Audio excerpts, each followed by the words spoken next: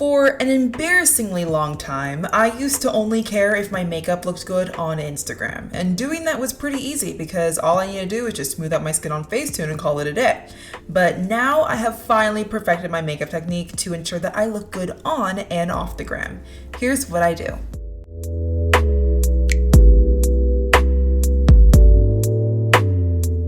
Okay, so one of the most important things about having your makeup actually look good in real life is hydrating. And obviously it's very important that every single time before you do your makeup, you do your skincare routine and you use primer. But something else that I added in my routine that made me see such a significant difference is when I started using hydrating serum. The hydrating serum that I use is the MAC Skin Balancing Hydration Serum. It's in a clear bottle. I love this shit so much.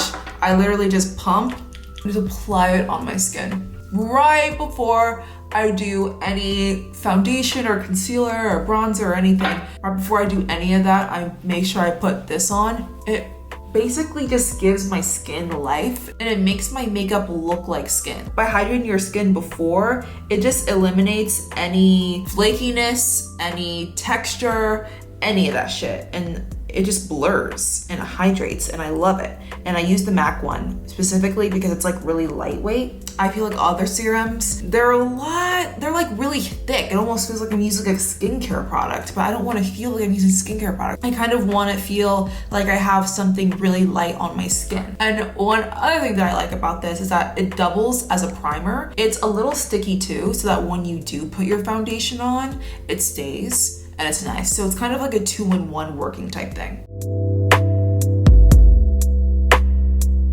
Okay, so I know everybody wants the UK baddie light under eye look, and I love that look too, but many times do I see people try and attempt that look and they do it wrong. So here's how to do it correctly so that you don't look crazy in flashback photos. Literally crazy. It's all about using 2 concealers. You need to use one concealer that's basically your skin color, like a little bit lighter than your foundation. Then you need to use another one that's brighter, maybe 2 or 3 shades brighter than your actual skin color. So the ones that I use, the one that is like my skin color or close to it, is the Kylie Cosmetics Power Plush Longwear Concealer. Then the one that's 2 or 3 shades lighter than my skin is the Rare Beauty Medium Tan Under Eye Brightener. One's a concealer, one's an under eye brightener. What's the difference between a concealer and an under eye brightener? I don't really know, but whatever, we're just gonna roll with it. So first things first is that I apply the one that's closest to my skin color first, and I apply it all over the under eyes. Not too deep. I don't want to go to my cheek or anything. It doesn't need to go there. And I really try and focus it like right at my waterline, like literally right there. I really want to conceal all of the dark marks. And then with a brush, I just take a little bit of concealer on a concealer brush, and then I will clean up my eyeliner, just like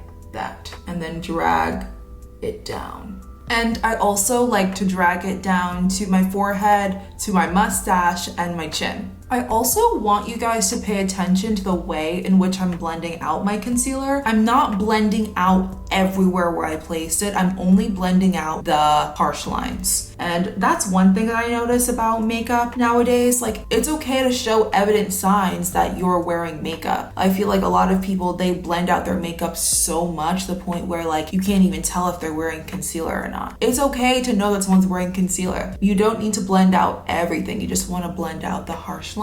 I usually place the product with a brush and then I blend out the harsh lines with a beauty blender. And that is my philosophy. You may think that we're done with the concealer. No, we're not. We still need to use the light shade. You don't need to put it everywhere. The only place where I put mine are the inner corners. And I try and put on the inner corners because those are the places that I want to be the most bright. Everywhere else can look a little bit more like my skin, but that is one area where it's really important for that to look as bright as possible if you want to get that like signature UK girl under eye. And I blend this one out with a concealer brush and a concealer brush Totally. I don't go in with a beauty blender with this shade, mainly because I don't want the product to diffuse too much in my skin. And not only is it diffusing on your skin, but like a lot of times just getting on the beauty blender, and like we don't need more product on the beauty blender. We just need to use the beauty blender to blend. We don't need all of our product to go onto the beauty blender. So I just use my brush and I blend it out as seamlessly as possible. Sorry to interrupt the video. I'm back again for day 3 of the giveaways. So yesterday I gave away a $50 Amazon gift card, and here is the winner. Congratulations. Okay, so for today, I'm going to be giving away a style mystery box. What is that, you may ask? So basically, I'm gonna ask you to curate a Pinterest board of your personal aesthetic. You're gonna send that to me. And then I'm gonna go out and I'm gonna shop for you. I'm gonna shop based off what I think that you're gonna like, but you're not gonna know what's inside the box until you get it. That's why it's a mystery box. All you have to do to enter is subscribe to my YouTube channel, follow me on Instagram and TikTok, answer the question below that I have in the pinned comment. Comment as many times you want. The more you comment, the more likely you are to win. And also put your Instagram in the caption so I know how to contact you if you win. The giveaway is international, so I'm gonna ship to you wherever you are. The winner will be announced in tomorrow's giveaway along with the announcement of the next giveaway. That's it. I hope you guys enjoyed the video.